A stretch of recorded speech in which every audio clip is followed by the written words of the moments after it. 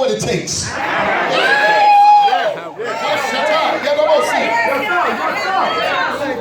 He releases instruction.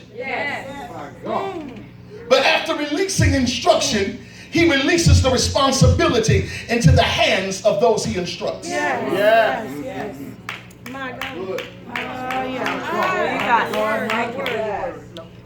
He says, let us pass over to the other side. Now, I'm releasing instruction. I've already spoken a word that we're going to get there. Now it's your responsibility to take what I've instructed and walk out. Therein lies the problem with us and assignment. When God gives us an assignment, we need to understand that he has graced us for it, but we are gifted to walk in it. What he has graced you for, he has gifted you for as well. So why in the world are you standing still when you already been released to accomplish where you're supposed to end up?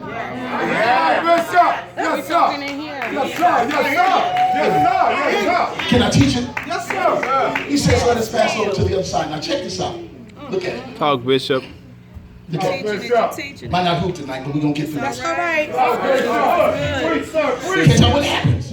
The Bible says, and he said the same day when he was from, let's pass over to the other side. And when they had sent away the multitude, they took him even as he was, watch this, in the ship, and there was other little ships with him. Touch somebody and say, you're not alone. You're not alone. Look at somebody and say, you're not alone. Now watch this now. He tells them, let's go to the other side.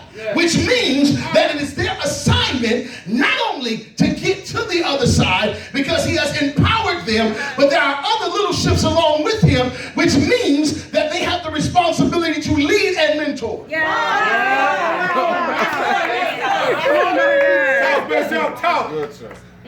Jesus. People are watching you. Bishop Sapp, you're in the house tonight. They're paying attention to how you as an individual handle the responsibility of the instruction that's been released. Amen. That's good. That's good. How are you going to handle it? My God, that's good. Are you going to stand still? Are you going to take that responsibility with the understanding that if he spoke it, that means I have the ability to accomplish it? Because where he graces, he empowers. Are y'all hearing me here? So what God is saying right now is I'm trying to remove all of your excuses. You have been making excuses for not fulfilling the purpose in which you have been planted. And you're putting the responsibility on getting to the other side on the one, watch this, that spoke it, but you have the ability. Okay, watch this. Watch this. Watch this. This is going to bless you, sis. Because you need to understand that the ones that he selected, they were expert seamen. They understood storms. They understand how to navigate on the seas. God's never going to give you an assignment that you do not have the gifting and the skill set to accomplish. If God gives you an assignment that you don't have the gifting and the skill set to accomplish, that means that we serve a God that's not a good story. God's not going to call me to go to somebody's house and to do open heart surgery. I'm not a surgeon. I can't get no help here. So if he sends me someplace to do something that's outside of my ability and my gift set, it's not God. That's good. And some of us have been trying to function in areas that we're not. Talk, Bishop.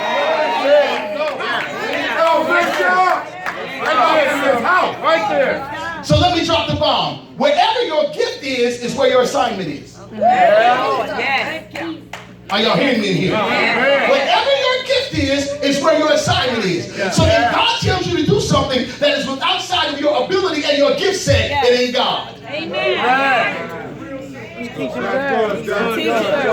Tell you to be a praise and worship leader and you can't sing on pitch. No.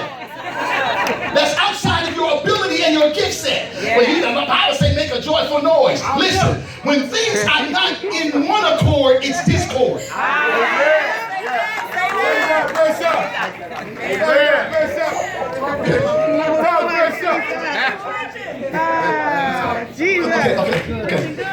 Play me a C chord. Okay.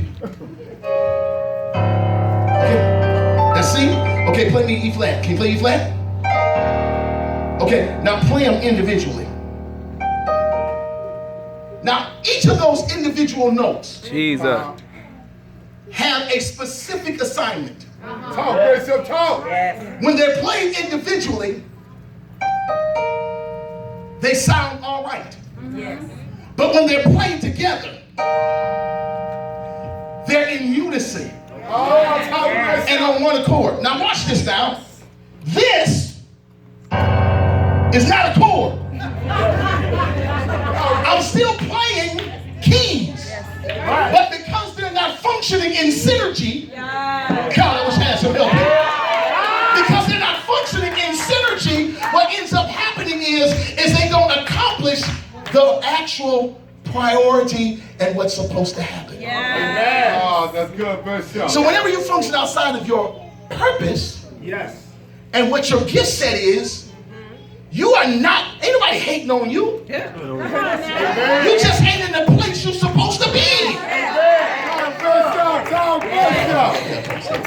No, I know y'all didn't. I just want to deal with this room. I'm almost through. Give me 10 minutes, I promise you. So Bishop, this revival. Catch this. He tells those who have gifts set in that area, get us there. My God, that's good right there. And he trusts them so much that he goes into the bottom of the ship and he goes asleep. Sleep, go sleep. God, yes, sir, yes, sir. I'm about to drop a real bomb over here. Yes, sir, yes, sir. I want you to understand, that's how much God trusts you. God trusts you so much that he'll release it into your hands and he'll rest because he knows that not only am I releasing it to you, but the reason why I know you can accomplish it because I deposited it in you before you even got to this place. Yes, sir, yes, sir. So that would mean that it ain't that I can't do it, it's just that I ain't doing it. Yes, sir. Because God would never give me an assignment to do something that I'm not able to accomplish. Amen. Yes, sir. Oh, yes, sir. So it ain't that I can't do it, it's just I ain't doing it. Yes, sir.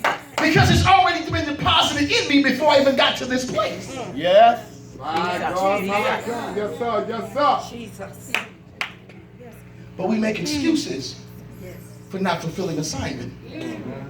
And we think that people are so immature that when we say, I don't know how I'm going to get this accomplished, that's a reason enough for us to let you off the hook. Foolishness. But you need to understand that if God placed it in your life, he's sleeping. And he's waiting on you to fulfill what he's already placed on the inside of you. He's never going to tell you to do something that he has not already seen already happening in your future. Jeremiah 29:11. I know. So if he said it, man of God, he saw it before he said it. I feel that. I feel that. He saw it before he said it. And the only reason why he needed to see it is so that he could approve it. Okay, I just lost you. Let me catch you up.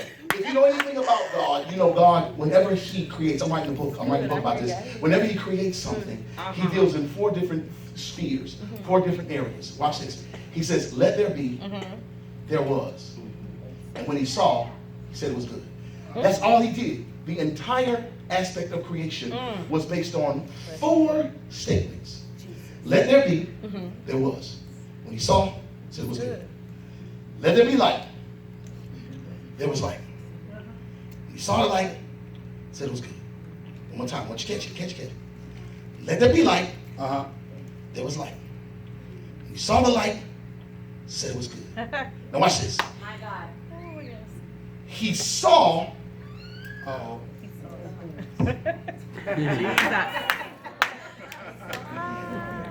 Let there be light. There was light. When he saw the light, he said it was good. He didn't have to see the light because he said. The only reason why he needed to see what he said was so he could approve of it. Because the Bible says, let there be light, and there was. When he saw, notice if you will, when he said it, it was already so. The only reason why he needed to see it is so he could approve it. So it is with us. When God speaks a word over our lives, we ain't got to see it. The only reason why we need to see what he said is so we can give him praise and approval.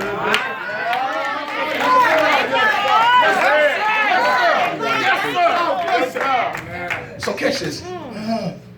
God. That's all right. He tells us, let us pass over to the other side. He gives us instruction.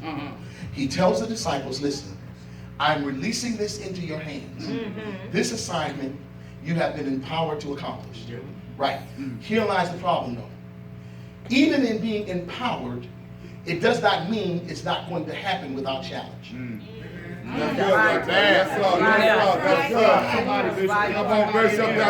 You ain't in God's will if what he has empowered you to do has not been challenged. That's good right there, Bishop.